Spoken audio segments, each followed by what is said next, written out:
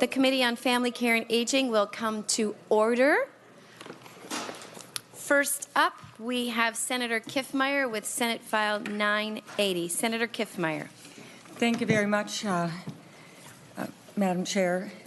The red lights aren't on, I'm assuming. Should I, or is the mic fine? Yep, it's on. Okay, good. All right. Thank you, Madam Chair.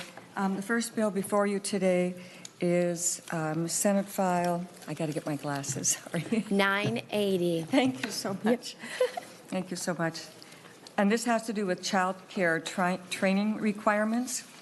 So the initial training, what you really have is child care providers who are experienced. You have new ones, they need all the training, appreciate that, but that's mainly geared to, especially when they're relocating to another county. But I'll have Ms. Seidel briefly just talk about what this bill does and why, if that's okay. Senator Kiffmeyer, you're not on the committee. Senator Ralph moves Senate File 980. Thank you. Ms. Seidel. Good morning. Excuse me. Good morning, Chairwoman and members of the committee. Julie Seidel from Minnesota Association of Child Care Providers. What this bill does is when a provider first goes in to be licensed for family child care in Anoka County, each county is a little bit different, but in Anoka County we have 2 orientation classes. They call it a large group class and then a small group class. These orientations are only given on a quarterly basis, especially right now because there's so few people that are actually trying to get licensed, and they're very lengthy classes. They go over the rules and the regulations, things that of course new providers coming into the industry need to know about. A provider that's been licensed for several years does not need to go through these new orientation classes. At the time a licensor comes out to the new home to inspect the property, that would be the best time for the licensor to sit down with the provider, explain any differences that there may be in the way they do things. There shouldn't be any differences in rules and regulations, but that would be the time for the provider and the licensor to meet, to talk over things. This is slowing down the process by some of these counties requiring these orientation classes because they're not held on a regular basis. The classes can be canceled due to lack of participation, and we have some providers, we have one backed up in Roseau that has been waiting to get relicensed since last summer. We also have fire marshal inspections that get involved depending on the age of your home, and so you have to have this orientation class and then you have to wait a couple months for the fire inspector to come out. So you're looking at anywhere from 3 to 6 months for a provider to reopen. You've got families that are scrambling looking for care, and you've got a provider without income. There's no reason that this process needs to be as lengthy as it is. Thank you, Ms. Seidel. Is Ms. Leopold here? Yes. Oh, Ms. Leopold. Members, we have a quorum at 8:33. This is good. All right, Ms. Leopold. My name is Kim Leopold, L-E-I-P-O-L-D, and I am on the Legislative Committee for the Association of Minnesota Family Child Care Licensors. We are unaware of this being mandated by law. Like Ms. Seidel said, it is up to county that they require, quote unquote, a provider who moves from one county to the other to do this orientation. It's currently not a requirement, so maybe just making sure that's known to all licensing workers. This also, we often recommend but not require, just to get used to the county and maybe their new worker and things like that, but we do not require it. And this would be a non-issue. I know that it's been on the floor before to have the Department of Human Services make the orientation themselves. So if there was one orientation that providers were getting, whether they started now or in 10 years, it would be a uniform orientation that each provider is getting. So it's not a law, so we're in support of not making it one. I don't know how else to put that. Thank you. Members, any questions for the author or her testifiers? Senator Rude. Thank you, Madam Chair, and Senator Kiffmeyer. So could you maybe just tell me what the orientation would cover? And then if it's not law, do the counties still mandate that it be taken before they? It's a law when you initially become licensed in the state of Minnesota. it is a law. There is statute requiring that orientation is required for all family child care providers. But that, I mean, like Ms. Seidel said, if someone was licensed 20 years ago, they've already met that requirement, and we have electronic files that we keep that information in. So when they move from county to county, it's not a law that they retake it. Again, people recommend it. I like to meet new people, you know, the providers on my caseload. So it is a statute requirement to have an orientation. And what it entails, every county is different. Some of the smaller counties literally set up a meeting with the one new provider they may have and just meet with them face to face. I know there are a few counties now that actually have electronic orientation, so the applicants can go online and watch it whenever they want. I know in the two counties I've worked in, we do it like Ms. Seidel's county, where we have one set that kind of weeds out people. We make sure that they know that they have to follow the laws and rules, and then another orientation that is more specific to their home and the fire inspection and the trainings and things like that. So, Thank you. Thank you. Members, any further questions? Senator Kiffmeyer? Thank you, Madam Chair. I will just note that current law, this does not have to do with initial training requirement. That is still something that would be required and that they all seek and that they all want. So this is about when they move or when, say, they are pregnant and have their own child and they don't want to do daycare for any amount of time during that. We don't want to trigger that they have to go back and do that all again. Individual counties may accommodate that. We just want to be sure there's a standard statewide that they're not required to go through that. And I appreciate the county licensor being here today, Ms. Leopold, to give us her insight. But with that, Madam Chair, I would just ask for your support for this bill. Thank you, Senator Kiffmeyer. Senate File 980 will be laid over for possible inclusion in our Child Care Omnibus Bill. Thank you. Senate File 982 is up next on the agenda, Family Care Emergency Preparedness Plan. Senator Kiffmeyer. Thank you, Madam Chair. This is really a rather brief bill. If you turn to page 2, on line 2.8, the license holder must provide a physical or electronic copy of the plan so the child's parent or legal guardian upon enrollment. And so this is just exempting them from making this a physical, public, and again, Ms. Seidel can explain a little bit more about why, and Ms. Leopold as well. Senator Rude moves Senate File 982. Ms. Seidel. Madam Chair, members of the committee, Julie Seidel with MACCP. And this is a very simple bill. The reason that we're asking for it is at this time we're required to give these emergency preparedness plans to anybody that enrolls in our home. The emergency preparedness plan is very detailed into where we will relocate in case of an evacuation and where we will actually lock down in case of a home type invasion. Handing this out to every person that enrolls in our home over the next 10, 15 years, you're talking dozens of people that have this information, and we just don't feel that it's in the best interest of the children that we care for to have people that now are no longer enrolled in our programs to have that information, that it should really be private information so that the provider and the children are able to be safe without others knowing where we're at. So to us, it is a safety issue. Thank you. Thank you, Ms. Seidel. Ms. Leopold? Madam Chair and members, this entire document needs an overhaul. It was taken from the Childcare Development Block Grant. There are sections in there that are not a requirement of the block grant. For example, the emergency kit on there is not a requirement, but it's mentioned in this document.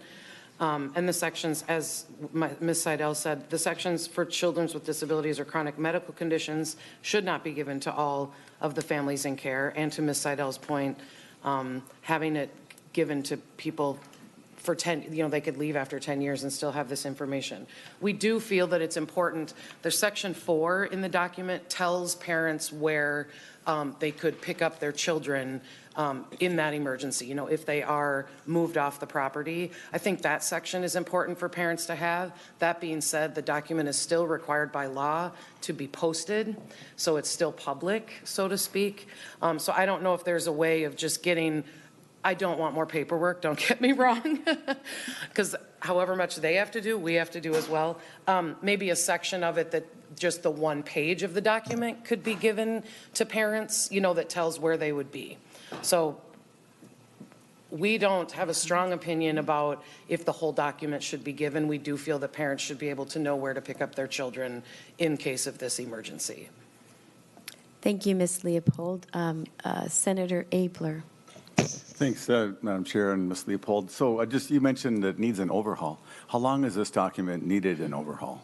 Well, it's only been around for a year, so it since the inception. So it wasn't good to start with and we're No. using it anyway?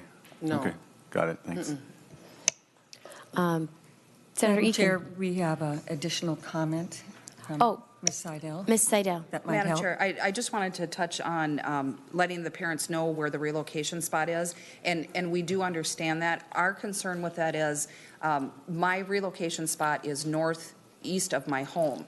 If the emergency that we're evacuating for happens to be in that area, we're going to have to change our location, and I would hate to see parents look at that page and go, okay, my kids are going to be here, drive to that location because they can't get a hold of us, and their children aren't there. It would cause a lot of panic. I think it's something we need to verbally discuss with our parents, let them know this is our plan. However, if that situation has to be in that area, we will have to find an alternate. And as soon as your children are safe, we will give you a call and we will let you know where your children are. Thank you, Ms. Seidel. Senator Eakin. Thank you, Madam Chair. And there is still a requirement, even with this bill, there'd still be a requirement that it be posted publicly, right? Ms. Leopold, you're talking about, you know, that could still be an issue as far as safety. So does this go far enough? I guess is the question I'm asking. Should there also be an elimination of that requirement that it be posted publicly for safety purposes? And either Ms. Seidel or Ms. Leopold. I would, sorry, Madam Chair, Senator, I would agree with that it has been one of our concerns. Mine is posted, but it's posted where you can't just readily see it. My licensors are okay with that, but there are county licensors that are not okay. It's not a good idea to have that posted where if somebody does come into your home, they can open it up and say, oh, look, they're hiding here. So that is definitely a concern. Madam Chair. Senator Kiffmeyer. Thank you, Madam Chair. I would say for the main purpose here, what we're hearing is this whole thing needs an overhaul. And I would say that I don't know that we can do an overhaul while this bill is being laid over, but I will at least try and maybe take care of some of the issues that have been brought up. But the bill as it is good. It's just a matter of we need to do a little bit more work, and I will follow up with Ms. Leopold and the other providers. Thank you, Senator Kiffmeyer. I was just sitting here thinking that maybe a communication plan that parents could know about in case of an emergency, that might clarify it a little bit for them. Senator Ralph has a question. Thank you, Madam Chair.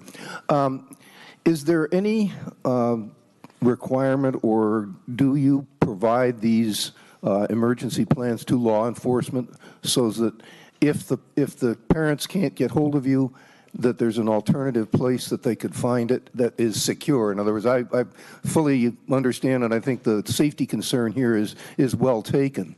But I'm just wondering if instead of having it posted in a public place, that there would be some place where the parent would know that they could call and find out what the plan is without it being exposed to the public. And I'm just throwing that out as a thought, if it isn't right now done that way.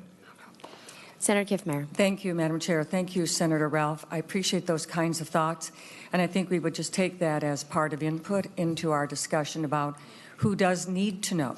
Mm-hmm. Where is the best place for them to know? How do you handle that? And we'll work together to come up with some language. Thank you. And Senator Ralph, Madam Chair, I have heard from various providers that they've actually contacted their law enforcement, and they don't care. They don't even want, because we thought maybe registering with their local law enforcement or their jurisdiction that they would at least be known that they are a childcare, so that if they're, you know, the gas leak, the types of things that are on that document, they would be notified first. And literally providers have told us that they've been told that they don't register a childcare in the area unless it's a family childcare. Now, everyone knows where centers are because it's advertised in their big buildings, but family childcares, I've heard them literally be told that they don't document those types of things. So, but again, I think it's worth taking under advisement. Thank you, Ms. Leopold. Okay, thank you. Yep, Senator Rude. Thank you, Madam Chair. And Senator Kiffmeyer, as you go down this road, just one suggestion. It would be very easy at your intake of your new parent to do a signed disclosure, that you have your whole plan there and you have the parent sign it and you put it in their file. It's kind of like a done deal. You've notified them, you have documentation that have been notified, and you don't have to post anything. So as you go down this road, that might be just a suggestion. Thank you. Senator Kiffmeyer. Thank you very much. Members, any more questions or comments for the testifiers or author? Senator Kiffmeyer, do you any final notes? No, thank you very much for the discussion. And as usual, these things, as they come up, that's the value of a committee hearing. You get to have a lot of eyes looking on something. And then fortunately, we're very grateful, Madam Chair, that you'll lay this over and we'll have time to work on it and come back with some language for you. Thank you so much, Senator Kiffmeyer. Senate File 982 will be laid over for possible inclusion in the Child Care Omnibus Bill. Thank you very much, Madam Chair and members. Next up, we have Senator Howe, Senate File 1452, an ombudsman for child care providers creation.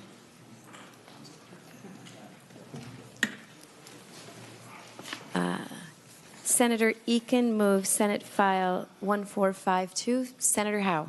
Thank you, Madam Chair and members. Is it possible I could move the A2 amendment to get it in the shape the author would like?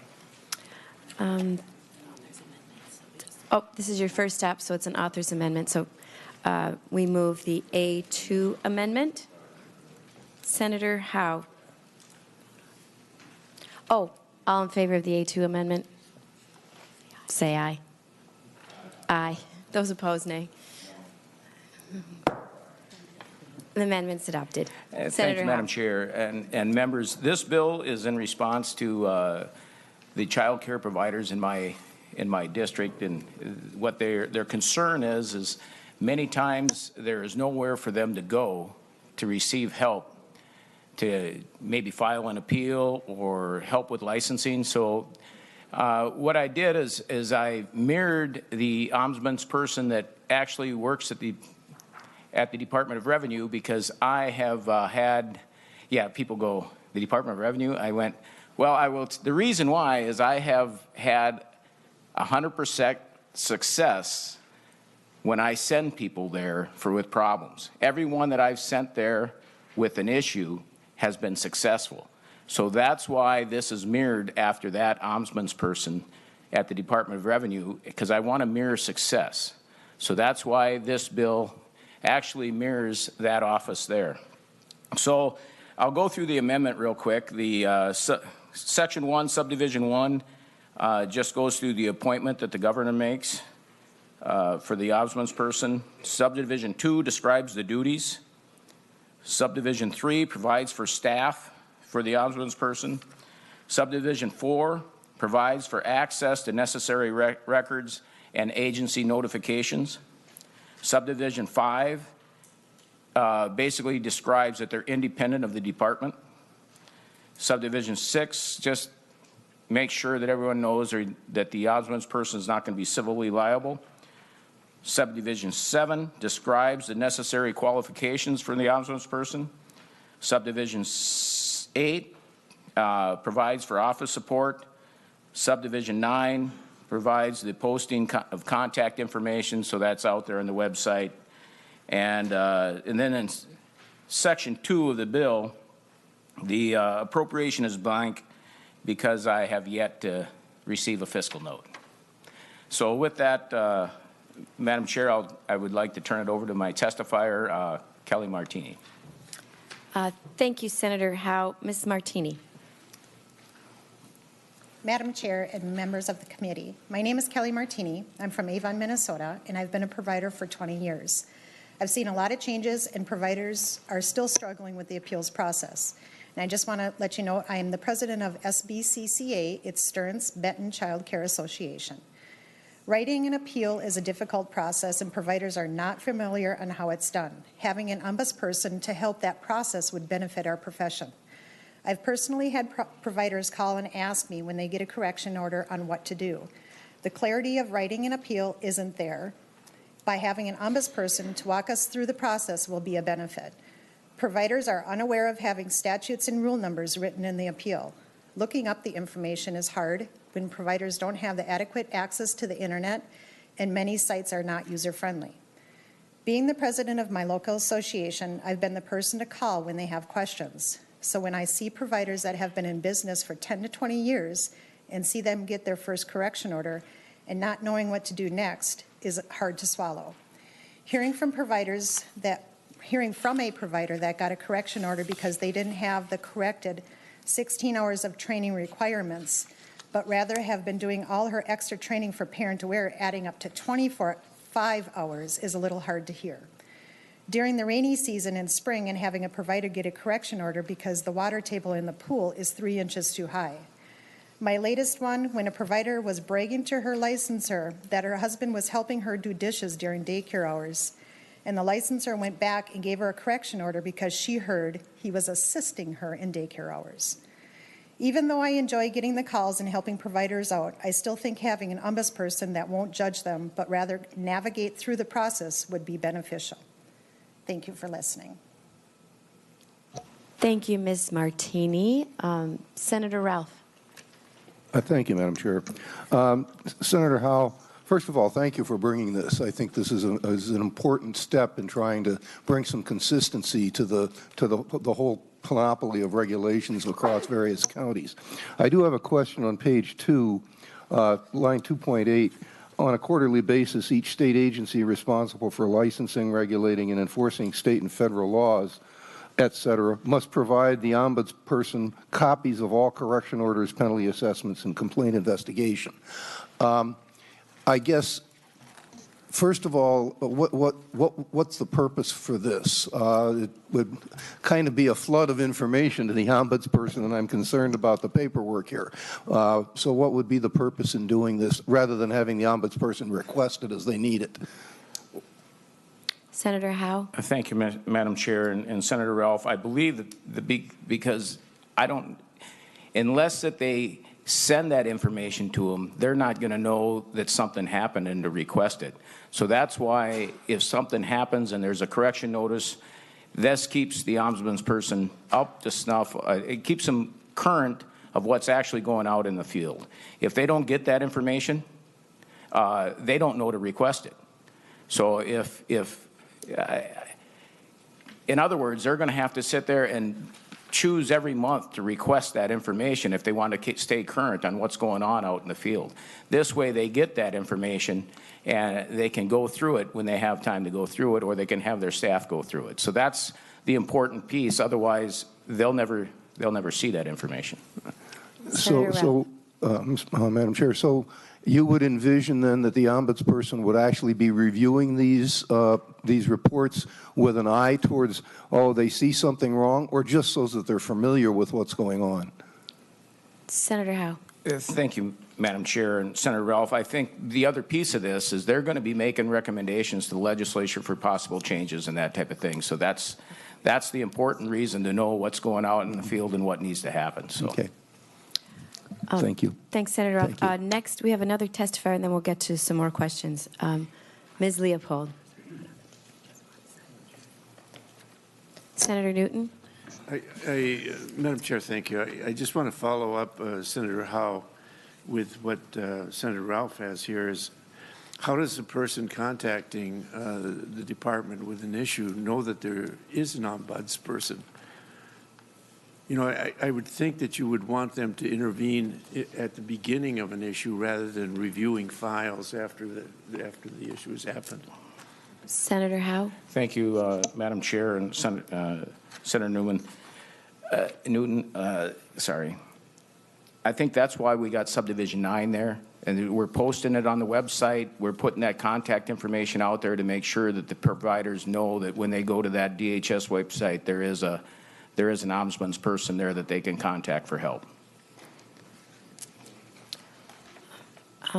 Ms. Leopold.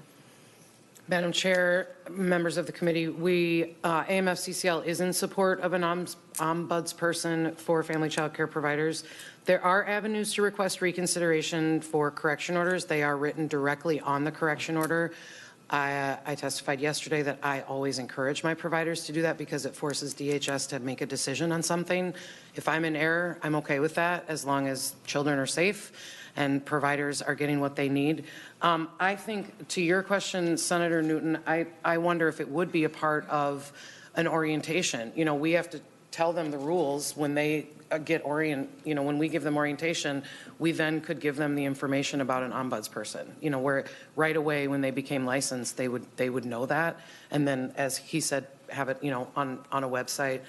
And especially when providers are given negative actions, it's a very confusing process. The language is very legal, and we as licensing workers are encouraged or discouraged from interacting with a provider anymore, especially in the instances of a temporary immediate suspension, because it could be looked at as legal advice. So we are no longer, you know, anything to them until we go to court and we're sitting across the table from them. So I think in legal situations especially, it would be beneficial. Senator Curran. Thank you, Madam Chair. Senator Howe, is the definition of the ombudsman and the ombudsperson, is this the same as all of our other ombudsmans and that we have? And with that, you know, do they traditionally review agency performance and suggest legislative changes that are not citizen-driven? Senator Howe. Thank you, Madam Chair, and Senator Curran. What I did was we married this after the Department of Revenue ombudsman's person, so I assume that that's similar there, because like I said, I mirrored success because that's where I've had the most success. So I just copied and instead of recreating the wheel or doing something different, I just followed that example. Senator Curran. Madam Chair, thank you, Senator Howe, and I appreciate you bringing the bill forward. I do support the ombudsperson's positions. But it is a sad state that we have to go to extraordinary efforts to provide our citizens, businesses, with an alternate resource to express frustration when an agency acts out against them. And so I do support them, and I will support most of the ombudsman and ombudsperson's requests as we go through the session. Thank you. Thank you. Members, any further questions or comments for the author or testifier? All right. With that, Senator Curran moves Senate File 1452 to be recommended to pass and re-referred to as amended to state government. All those in favor say aye. Aye. Those opposed, no. The motion prevails. You're on your way, Senator Howe. Thank you, Madam Chair and committee. Next up, we have Senator Weber's Senate File 1111, Childcare Assistance for Homeless People, Federal Conformity. Senator Ralph moves Senate File 1111. Senator Weber. Thank you, Madam Chair. This bill is before you. It's, again, one of the victims of the veto from last year, and this was included. 3 of the 4 main provisions that are included in this bill are designed to provide federal conformity to the 2014 federal reauthorization of the Child Care Development Block Grant. And so this basically, one of those requirements is to expedite CCAP applications for homeless families from 30 days to 5 days.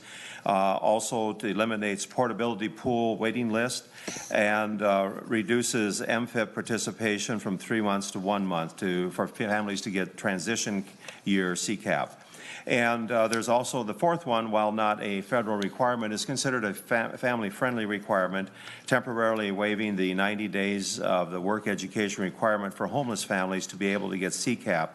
And I have with me today, Madam Chair, Reinald Ray from People Serving People to further discuss this bill with you. Senator Weber, do you want to move your A1 amendment? Yes, thank you. And this is primarily a technical amendment, mostly with dates and descriptions in order to further clarify the bill. All right, Senator Abler moves the A1 amendment. All those in favor say aye. All opposed, no. Motion passed. Amendment adopted. All right, to your testifier, Ms. Ray.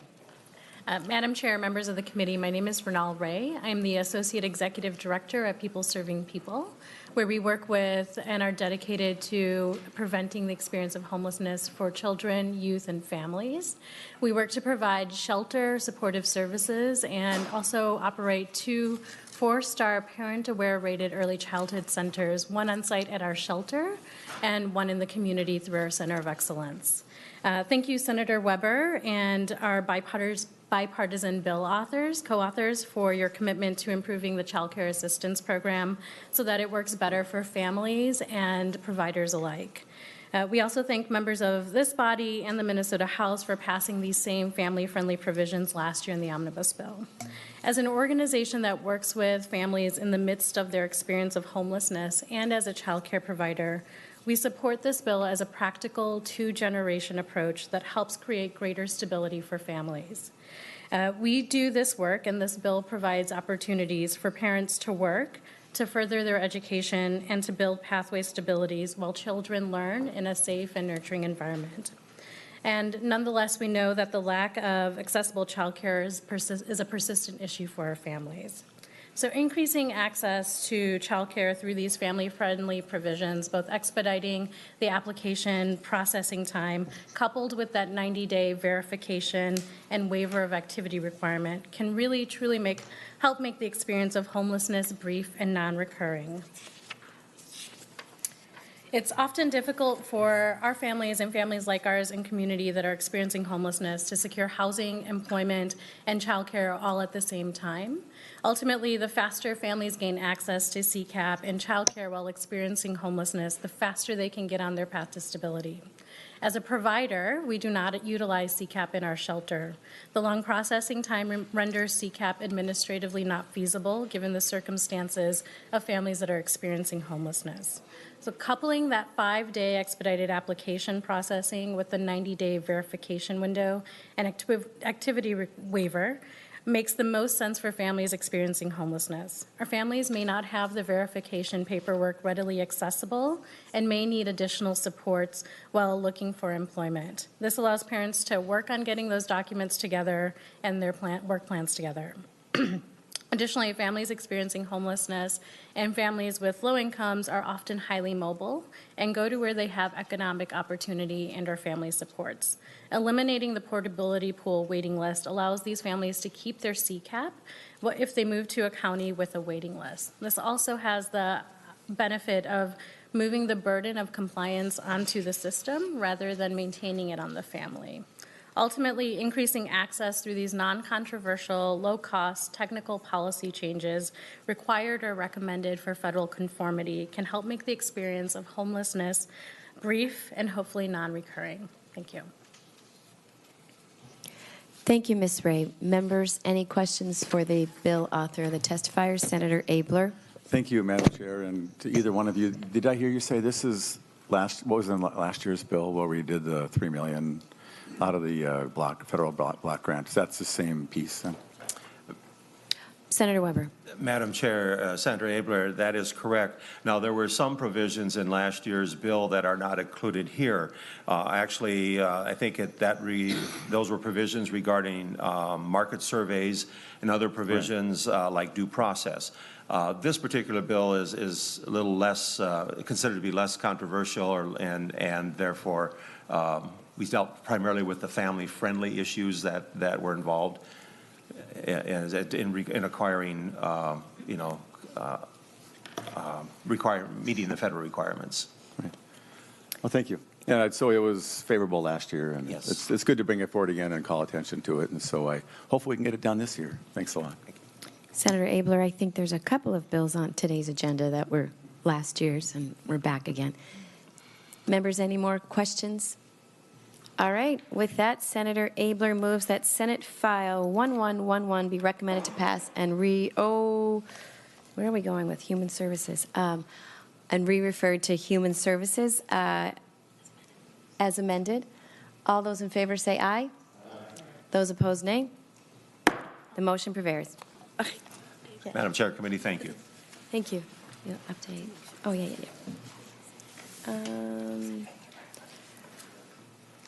Senator Goggin isn't here, so we are going to move to Senator Abler. Senator Abler with Senate File 669, Childcare Fix-It Ticket Violation Expansion.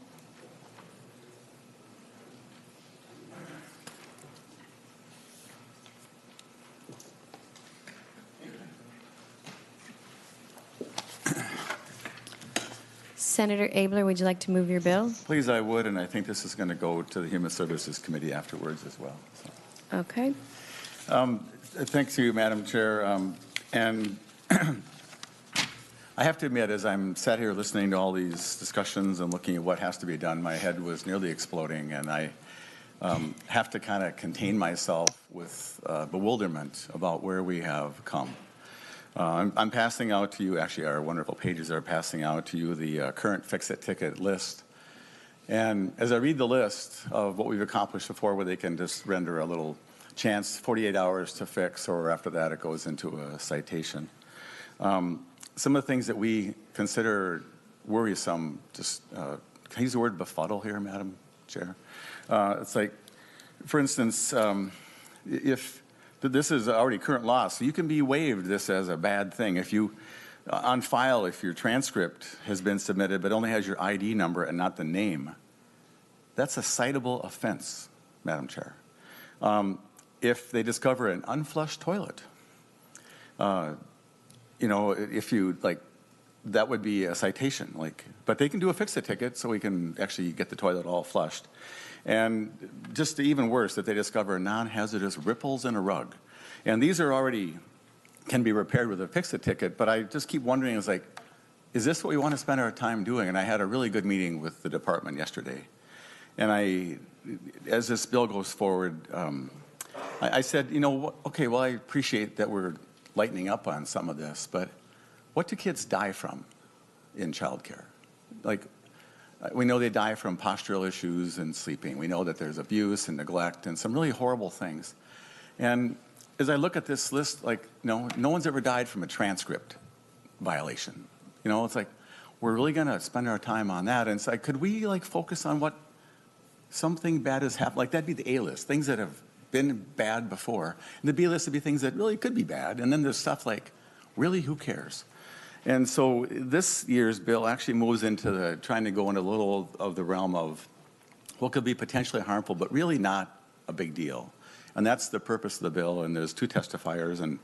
And so I just have to commend the people that, I mean, even the licensors, they're trapped in all these rules. They didn't write the rules. They just try to work their way through it. And I can't imagine having either of these jobs. So both your careers are safe from my competition. Anyway, Madam Chair, I'll turn it over to the 2 witnesses, and then we'll discuss it from there. Thank you very much. Thank you, Senator Abler. Ms. Seidel. Madam Chair, members of the committee, Julie Seidel from MACCP. I sat down to write testimony on this, and there are so many little things that, as Senator Abler said, that we can be ding-dong, things that are ridiculous. And the one that pops into my head the most, because it came up last year, is your kitchen utensils. Now, how many of you have a jar next to your stove that has kitchen utensils in it, wooden spoons, spatulas? We're not allowed to do that because they may be contaminated with dust. We can be written up for that. I can guarantee you those utensils in that jar are much cleaner than the ones that are sitting in my drawer, because I use those on a daily basis. The ones in the drawer are the ones you get in case these other ones are dirty and you've already used them. It's these little nitpicky, for lack of a better word, crazy things that we're being dinged on, correction orders, fix-it tickets, that go out to the public. And they don't go out to the public and it doesn't say, your utensils were sitting out, they may have been dusty. They go, it's all legal language. It makes everything look so horrible. we just need some relief here. We need some relief from the nonsense, from the really non-health and safety, because I don't know anybody that's ever died from dust on a wooden spoon that was used to cook with. And that's kind of my best example of where this is at. And it's sad that we have to get to this point to have it a fix-it ticket, because if they come out again and my utensils are sitting on the countertop and I've had a fix-it ticket, now I get a correction order. But I guess at least we get a first chance, and providers have actually put shower caps on top of their utensils in their kitchen to keep them from being contaminated. So we just need some relief. I really don't know what else to say to you. I'm tired, I'm burning out, I'm burning the candle at both ends, coming here and basically asking for legislation that should be common sense. And we need some help. Thank you, Ms. Seidel. I was at a daycare providers forum the other day, and that kept coming up, not to mention water temperature, but I won't go there. But it is a big deal, and they are looking for something like this. So thank you, Senator Abler. Ms. Leopold. Madam Chair and members of the committee, I will state what I said earlier. The fix-it ticket, personally, I think needs an overhaul itself. For instance, the part about the license holder has completed training but is unable to locate the verification at the time of the visit. License holders have until their license expires. So I come out a month and a half ahead of time to do my inspection. That means, so I'm currently doing May visits.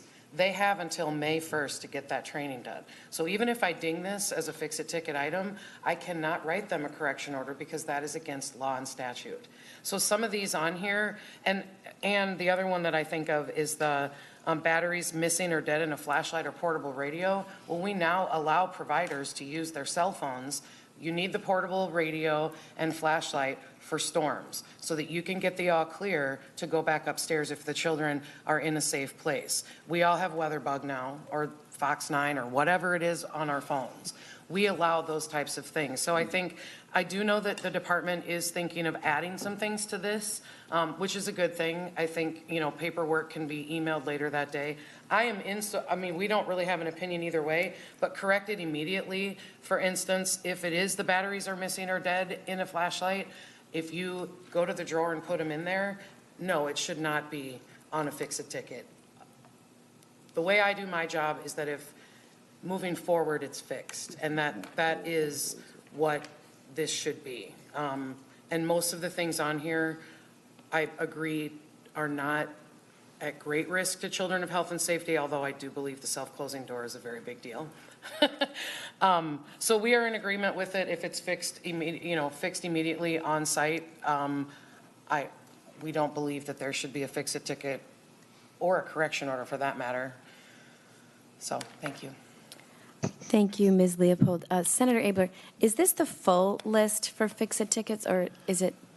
That is the one for homes, and I just was clarified. I have the other one for centers, and I read off the centers list, which I can actually get you that if you like.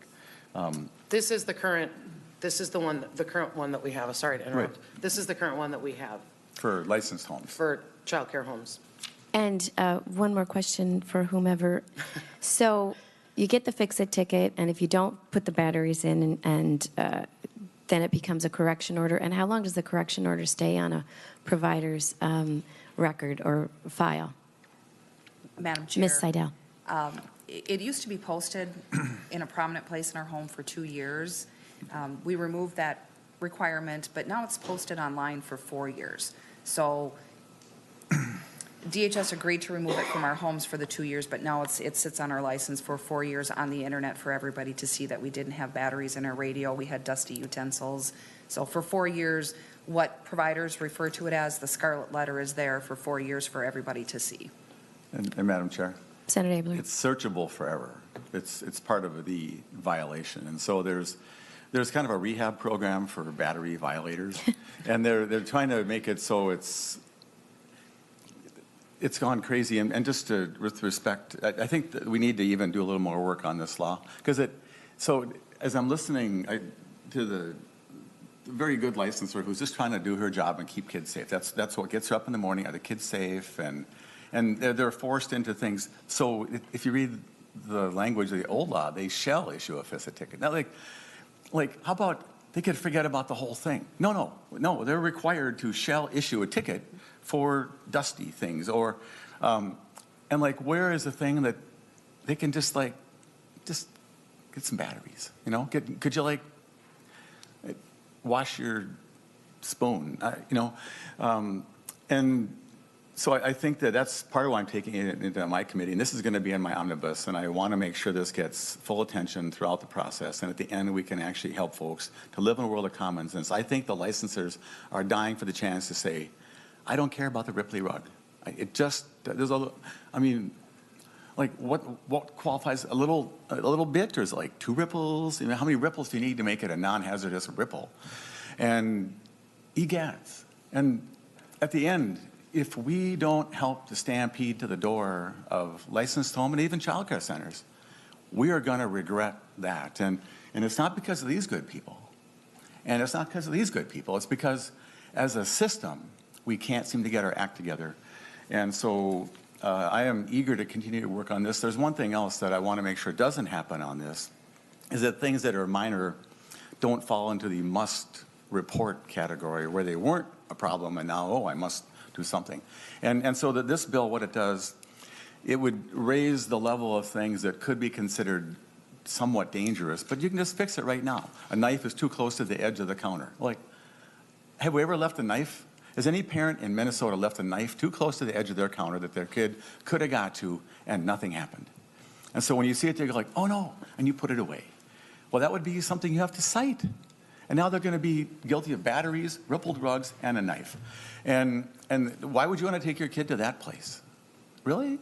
That's not what we're about. And it was as trivial as a day in the life of all of us parents. And so I really respect the department. It's going to help me with this. I respect Ms. Seidel, Ms. Leopold, and so I'm done talking. If anybody has questions, we can go on. Thanks. Senator Abler, when I did do the event the other night with the daycare providers, what kept coming up, because I kept saying how we've lost so many licensed providers over the last 8 years, almost 3,500.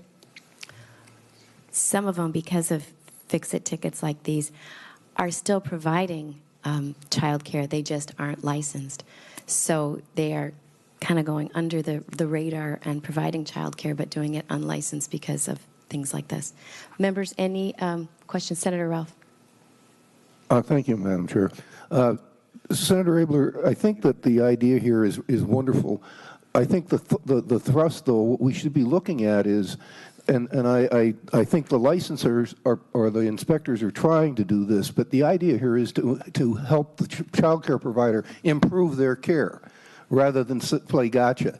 And so I think this is a good move to try and get to that. And I think this is an important philosophical thing that we should keep in mind as we look at these bills is this going to improve the actual delivery of those services, and is it going to make it a more palatable for a person to get into this business? So that observation. Thank you. Thank you. Ms. Seidel. Madam Chair, Senators, I'd like to make a comment on that.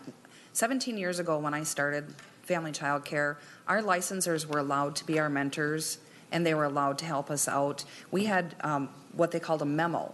And if they found something wrong, I was missing a signature, these minor violations, they would write it on the memo. I would then email my licensor back and say, item number 1, I did this, 2, I did this.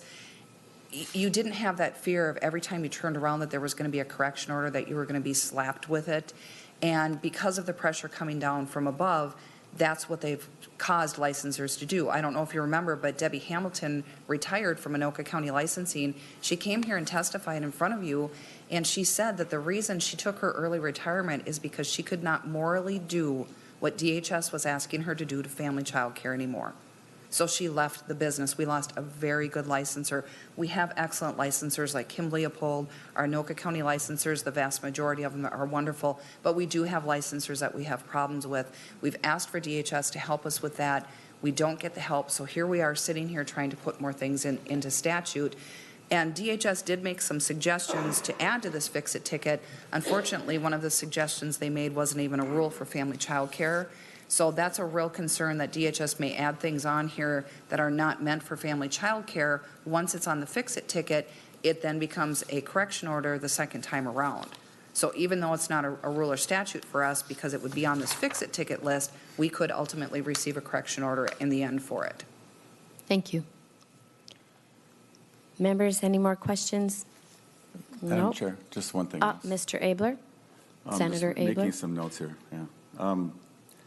So going forward, I think that the way this is written, and this came from Representative,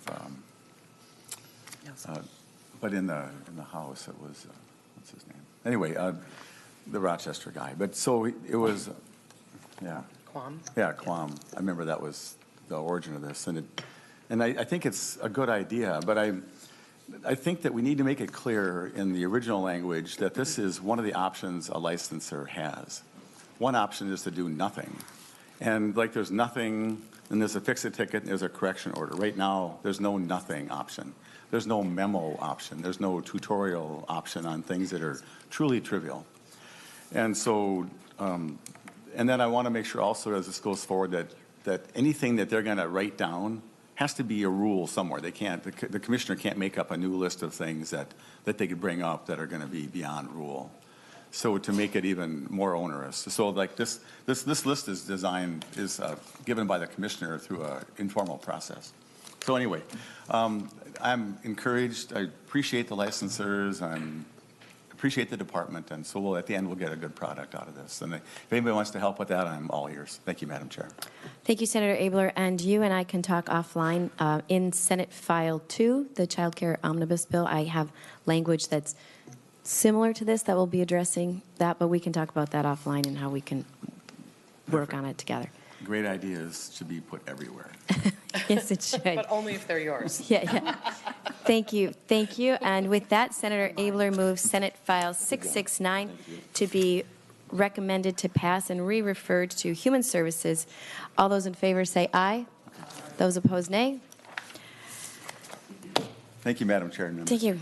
Motion prevails. Senator Goggin. Senate File 789, Childcare Training Requirements, streamlining by Commissioner of Human Services. Senator Ralph moves Senate File 669. Nope, not 669, 789. Senator Goggin. Thank you, Madam Chair and members. What this bill does is 789. It just gets rid of duplicative training requirements that their child care providers have.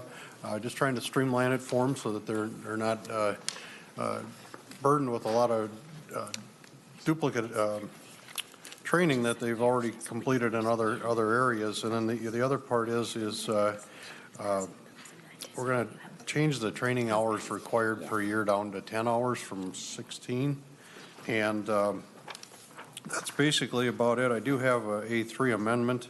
Kind of get the bill in a little better order to get that change from the 16 hours down to the 10 hours in there. And what the bill does is it gets a training course that includes a risk of sudden unexpected infant death, abuse of head trauma for shaking infants and young children, active supervision in the training, and then any training required by the Child Care Development Block Grant. And we'd like to keep that training to about 2 hours. Anything more than 2 hours, it really kind of loses its ability to do what we're asking it the training to do. I know in my other day job, I spend a lot of time in training. Typically, anything over 2 hours, it's you kind of lose the effect of the training. So we want to block it into smaller 2 hour or less blocks, and it seems to people seem to remember those things better, the topics better. And with that, I will open it up for testifiers. Thank you. First, Senator I'll have to Goggin. move it for the A3 amendment. Yep, thank you. Senator Goggin moves the A3 amendment. All those in favor say aye. Oh, you can't because you're not on the committee, are you? Senator Ralph moves the A3 amendment. All those in favor say aye. All opposed, no. Motion passed. Amendment adopted. All right. Any questions, members, for Senator Goggin? Oh, Julie Seidel, you're back. First, we'll listen to Senator Ralph. Can we wait till we hear the testifiers? Or we're going to listen to the testifiers? All right. Ms. Seidel. Madam Chair, committee members, Julie Seidel with MACCP. I was just able to look over this amendment last night, and I'm a little bit surprised. I believe part of this came from DHS, that the reduction of our training. I do agree with it. We have, right now, the SUIDs and abusive head trauma classes are very redundant. If you've seen one, you've seen them all. And to require us to go through these training every single year, an hour or two class, we have enough to do. We need to be spending more time on the things that we do for our children in care. You know, we have to set up our curriculum. I have things I have to cut because I don't trust my 1.5-year-olds with scissors. We're spending a lot of time doing redundant trainings that are taking hours and hours instead of taking care of the kids and doing the fun things with the kids that we want to do. So this would definitely help with that by reducing those classes that were required every 2 years that are literally the same class. I could probably close my eyes and tell you exactly what the SUIDS video and training is. So we're still getting that training, but we're just reducing it, condensing it so that we can take all of those required classes within that 2 hours. And that gives us then the option of taking more classes that we have interest in. After 17 years, there's not a wide variety of classes. It gets boring, to be honest, to hear the same things over and over again. This would give us the ability to look for more classes that can help us. It can help increase our, not capacity is what I say, but our knowledge of things that we can do with the children. I'd rather see our time spent on that than spent on these same classes over and over again. Thank you, Ms. Seidel. And this amendment didn't come from DHS. Thanks. Ms. Leopold. Madam Chair and members of the committee, we're in support, Kim Leopold, Association of Minnesota Family Childcare Licensors. We're in support of portions of this bill, but believe that sewage should be taken every year still. We're still seeing providers place infants in unsafe sleep environments, which at minimum can lead to negative action or licensing actions, but at maximum leads to children's death. And that's not a fun visit to follow up on. I think part of that is people think it doesn't happen, but it still does. And I've taken the trainings, and I know how boring and repetitive they are. But hopefully that person who lays the baby down wrong, maybe that one time will hear it differently or believe it differently. DHS does have the numbers in reduction of infant deaths since the SUID training requirements were put into place. The numbers have gone down, is my point. This is the Child Development Block Grant, and I tried to go through it and figure out what trainings were required. Again, this is the block grant that's from the feds that then DHS takes their interpretation of this and then makes the laws and statutes regarding training. So one of my questions is, says any training required by the Child Development Block Grant. I'm curious what that is. And to Ms. Seidel's point, she talks about the repetitiveness and the duplicativeness of this stuff. I think that we feel that a 2-hour course would be just that. If you're putting everything in that, it's going to be the same thing every single year. Currently, there are many different options for active supervision. There are many different classes that fill the child development and behavior guidance. It's called KCF 2C or 1 that fill that requirement. I don't think we have an opinion either way about the reduction of hours. I think what's hard for licensors is that with all the changes that keep coming, we just get providers on board for the 16 hours and the requirements of this and that. And as we talk about providers who don't have access to computers, still don't have develop accounts, things like that, it's just really hard to get them on board again. I personally, or the group does not have an opinion on whether the hours are 10 or 16. But somehow, again, keeping the consistency, not changing things every single year for providers that we then have to make sure that they understand it and do it right. Otherwise, we do have to give correction orders if that's what we're instructed to do. So yeah, I worry about a 2-hour course. I think that we're not opposed to maybe a 3 or a 4 to put all that stuff in together, but making sure that SUID is always a requirement every year and the full hour of that. Thank you. Thank you, Ms. Leopold. Senator Frentz. Thank you, Madam Chair, and thank you, Senator, for bringing it forward. We're all working to try to reduce a little needless regulation. Just want you to know, I got a little heartburn when we started talking about limiting training for sudden infant death and head trauma. So I'm just agreeing that we want to keep in mind those are not regulations which don't relate directly to the safety of the child or the health of the child. And as we go forward, let's make sure that we keep the number one principle in mind, which is the safety and well-being of the children. Thank you. Thank you. Senator Ralph. Thank you, Madam Chair. I guess Ms. Seidel has answered part of my question, but I guess the one thing that in looking at all of this,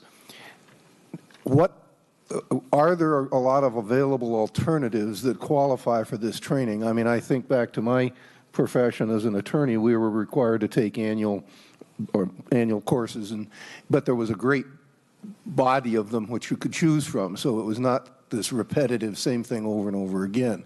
So is there, and maybe Ms. Leopold could answer this too, what is there in terms of actual alternatives that you can use to qualify for this annual training requirement? Everybody looks at me. Ms. Seidel. I will too. Madam Chair, Senators, there have been some improvements in the variety of classes. Unfortunately, after 17 years, you get to the same classes over and over again. As far as the SUIDS training, we agree that is very important. The only thing that ever changes in that is the statistics, which it's taken many years. I believe it was just this year where DHS finally caught those statistics up to not make family child care look so bad. They kept repeating how horrible things were in family child care, and there have been great improvements. So I do agree it definitely needs to be touched on in this training. I don't believe it needs to be a 2-hour class or even an hour class for providers that have taken this class for over 17 years, but it definitely needs to be touched on. If you have a provider that's been providing care for several years and they're still not following safe sleep practices, we have a bigger problem than this simple training. There's no reason that a provider should be doing that. Even without the training, safe sleep is everywhere. We know what we're supposed to do. If you have a provider that's not following that rule, that training isn't going to change that. When we get into the child behavior and guidance classes, there are some new classes that are coming out. Some qualify, some don't. I would like to have that grouped in with this so that I can take another class which technically does discuss child development and behavior guidance, but DHS has not put it into KCF 2C or 1. I'm so glad that she knows this because I cannot tell you those numbers. I call my licensor and say, did I get the right classes? That's where we have these difficulties because they have all these funky numbers and letters and you have to take certain classes here and there.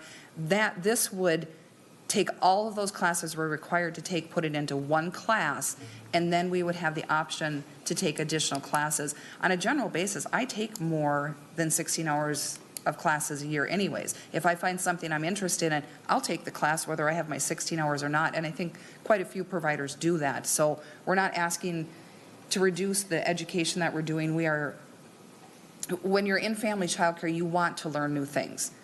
I'm going to say after 17 years, I definitely don't know anything.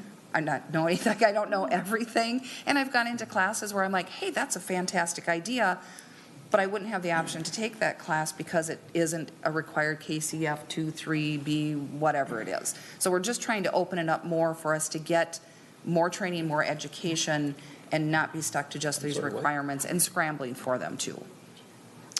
Thank you, Ms. Seidel. We have that same situation in real estate. Module 1, Module 2, which module are we supposed to be taking? Senator Rude. Thank you, Madam Chair. I guess we do have that in real estate, and I would just urge caution here because this is a very foundational educational piece that's very, very important. And in real estate, I've been in real estate for over 25 years. We have to take continuing education every year. We have a required amount of hours.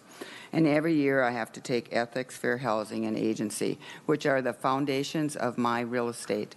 I could take them in my sleep, but they are required. And I appreciate the fact that I take them over and over again because they're the foundation of my business, and they're a reminder to me of what I need to do. And so I understand the repetition is sometimes hard, but these things seem to be very foundational in the care of the children. So I'd be very careful in how I treat that training, because if you short yourself on this training that's very foundational to the health and welfare of your children, I think you could go down a difficult path. And so I would just be very careful on how you treat this training. And maybe it's such a thing as you take this training and then you have other options. We are working on the training in real estate to make it more so that I can take classes that really add to my business. But those foundations, and they're there for a reason, and I think we have to be really careful when we mess with the very foundation of our children's safety. So, Ms. Seidel. Madam Chair, Senator Rood, just so you know, we're not trying to get rid of this training. We do understand that this is foundational. During initial licensing, you're going to have to take these full courses, and that's where you're going to start learning the process. This is for providers that have taken these classes already for initial licensing, and then the content is still within that training, but condensed. And by condensed, I mean we don't need to hear the statistics over and over again of how bad things were. At one point, we have made great strides. The important information is still going to be in those trainings. We can remove the redundant information that isn't talking, well, we'll touch on the sewage. If it isn't referring to safe sleep practices, it really doesn't need to be in that training. Thank you. Senator Curran. Thank you, Madam Chair, and I appreciate Senator Rood's comments about, the training is foundational, but I think it's the totality and the onslaught onto all of the providers with every aspect. So, I don't think anybody diminishes or wants to diminish the safety in the training, but I think it is just the totality of the onslaught. And I think the equivalent is in the real estate industry, they don't have the car police making sure your carpets are clean when you're taking somebody out to show them a house. And that's where we've gotten to for these daycare providers. And so we can see the impact. And so we appreciate the effort. And I think it's sadly, we have to revamp practically everything we do and consider, first off, safety of our children. But we have to put some practicality in how we apply our laws. So thank you. Thank you. Ms. Leopold. Madam Chair, members of the committee, with all due respect, there aren't dead babies in real estate either. I think also, I know that part of it, I've been doing this for 13 years, and I was in centers before that. I think part of training is helping in-home family child care providers to be looked at as more professional. That's something that I personally, as a licensing worker, preach about when I license someone, is that you are a professional, you are not a babysitter, you are taking care of little people. There's no other important job in the world. And again, I'm not opposed to, moving around with this training, but I think I want society and the community to take providers more seriously. And I know that there is a lot of pride in some providers when they're able to say, I took XYZ of child growth and development. Yes, it was annoying, it was hard to find, it was, but I think there's professionalism involved with that, as well as safety of children. I also agree with Ms. Seidel that statistics are not necessary, and I think it should be very focused on what the topic of training is. Thank you. Thank you. Members, any more questions? Seeing none, Senator Goggin, do you have any final words to your bill? Well, I appreciate the committee hearing the bill, and I really appreciate the discussion on it. It's, first and foremost, the safety of the children. I will not do anything that will put any child in danger. The only intent of this bill was to make sure that we emphasize the real meat of the issues of the foundational training for our folks that have already completed initial training. I, along with many of you, have to have credits every year for my certifications, and some of it does get repetitive in that, and you just kind of like, well, this isn't making any sense. But they've also learned to say we need to get rid of some of the statistics and get right down to the meat. And that's the intent of this. I mean, the Commissioner of Human Services is going to develop the annual refresher. They're going to make sure that they have the foundational training in there. But from there, we want to get rid of the duplication of training, but we also want to open it up so that providers can go take courses that interest them. And you know, I do the same thing with mine. I have to do 20 credits a year. I do probably 25 or 30 a year just because I find courses that interest me, and I think it's going to help me better in my career. And these folks are professionals as well, and they're going to do the same thing as Ms. Seidel said in her testimony. And you know, all we're trying to do is help the child care providers out, and you know, make it so they can get their training and spend time getting their curriculum together for their children, and in order to have a safe learning environment for their kids to be in.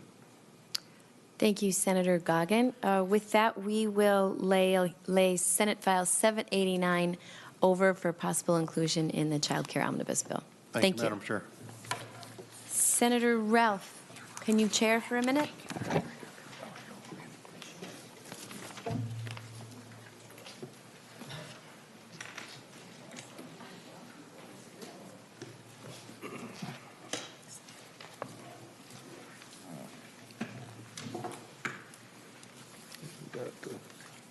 Here we go. Hi. Good to see you too. Senator Ralph? Mr. Chair? Senator Housley. I would like to move Senate File 933. Senator Housley moves Senate File 933. I believe you have an A1 amendment. I would like to move the A1 amendment also. Thank you. Any discussion? All in favor? Aye. Thank you, Mr. Chair. Senate File 933. This is also a bill that ended up getting vetoed last year, so we're bringing it back. Senate File 933 updates Minnesota statute to address the rapidly evolving profession of long-term care administration. The National Association of Long-Term Care Administrators recently created a nationally portable health service executive license in a forward-looking approach to how long-term care leaders are initially educated and licensed to practice along the continuum of care. In their public protection role, the Minnesota Board of Examiners for Nursing Home Administrators responded to this innovative new license by requesting changes to the Minnesota statute which would allow the health service executive license to be used in Minnesota. This new license is a higher credential than the existing Minnesota licenses. Adding this option to licensure expands the pathway to licensure in Minnesota. It does not change or replace any existing options for licensure. With me is Katie Davis, Administrator of Record at Good Samaritan Society in Albert Lea and Austin, and Randy Snyder, the Executive Director for the Minnesota Board of Examiners of Nursing Home Administration. I would like to turn it over to Ms. Davis. All right. Good morning, Madam Chair and members of the committee. For the record, again, my name is Katie Davis, and I'm the Administrator on Record for Good Samaritan Society in Albert Lea, as well as the Executive Director for Good Samaritan Society Comfort Care in Austin.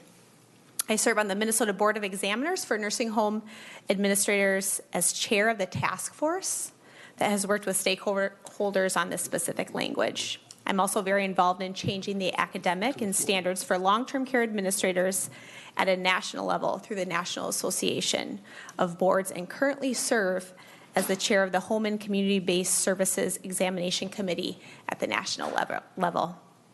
It's a pleasure to be with you today to discuss SF 933, which is essentially a national portability of license issue, while also resetting the academic requirements for new graduates of approved national programs.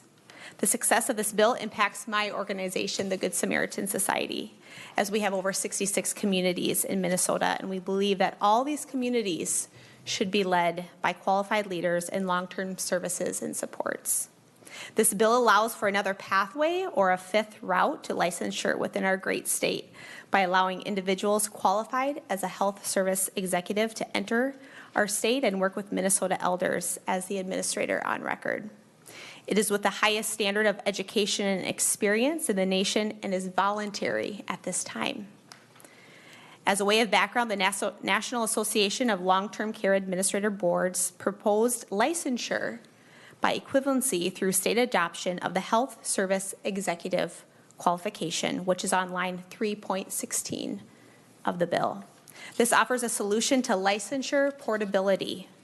Licensure portability models based on common competency standards have been successful in other professions, such as medical doctors, nurses, pharmacists, and occupational therapists, as an acceptable pathway for entry-level and experienced practitioners to demonstrate qualification for licensure. NAB proposes the new qualification standard of Health Service Executive, or the HSC, as the highest level of education, experience, and examination as meeting the equivalence of licensure qualifications for nursing home administrators, assisted living administrators, and for home and community-based services. The HSC Commission is created for the compact of participating states. Those joined closely and firmly united to provide portability and achieving a high standard of leadership for tomorrow's long-term care supports and services. In response to this national initiative completed in 2016, the Minnesota Board of Examiners for Nursing Home Administrators engaged in stakeholders to create the initial HSC language. Through the Grand Parenting Clause, Minnesota currently has 191 qualified or seeking qualification as an HSC, or 17% of our state's administrators. The HSC bill made it through the House Committee in 2018 with no opposition. In the interim, the board, accepting potential changes in assisted living, directed that we make purely non-controversial technical changes to our statute to assure contemporary practices. These are modest technical language changes in the bill, again, all non-conversional. The remainder of the bill requires all fees to be in statute and removed from rules. The fees are the same as 1995, or basically when I was in the second grade. So we have been very prudent stewards of our resources. There is no known opposition to the language and no increase in fees within this bill. Randy Snyder, sitting to my left, is our awesome executive director for the Minnesota Board and will provide a short summary of the bill, and we will then stand for any questions. Thank you. Thank you. Mr. Snyder. Mr. Chair, members of the committee, I'll just add to that. This is the fifth and voluntary pathway for licensure in Minnesota. No opposition, no fee increase, so I know that speaks wonders to all of our ears. 9 states incorporated this last year as our bill was vetoed in the omnibus bill. There were 9 states that moved forward, and another 15 are in various stages, such as we are. So we're hopeful that we will get this through again this year. We do have to catch up now because we have 191 people that qualify. We are fortunate that Minnesota is known throughout the nation as leaders. We currently have the University of Wisconsin-Eau Claire and the University of Minnesota Crookston that are graduating HSE qualified individuals. And Concordia College of Moorhead and the University of Minnesota Minneapolis are also pending approval. This is a newer, higher level, I think supported by all people that are in long-term care, as looking at what the future of long-term care is across the continuum. And so it has wide support that's been offered there. There is new movement towards assisted living administrators. We have never regulated them in Minnesota. About 40 states do. That's an entire separate piece. This is that broader curriculum that covers all of long-term services and supports. And so we think it's a great bill. And with that, I'll just stand for questions, and thank you, Senator Housley, for championing this year. Thank you. Members, any questions? With that, Senator Housley, any final words? No, thank you, Mr. Chair, and members for hearing this bill. And it's a good bill, and I can't believe we got through committee this quickly. So thank you so much. Senator Housley renews her motion and that this bill, as amended, be recommended to pass and would be moving to the floor to general orders. Thank you. All in favor? Aye. Opposed? Motion carried. Do you want me to dismiss the committee? Okay. Family Care and Aging, this is all that we have before the committee this morning. So we will next meet on Wednesday, March 13th at 8:30 a.m. We're adjourned.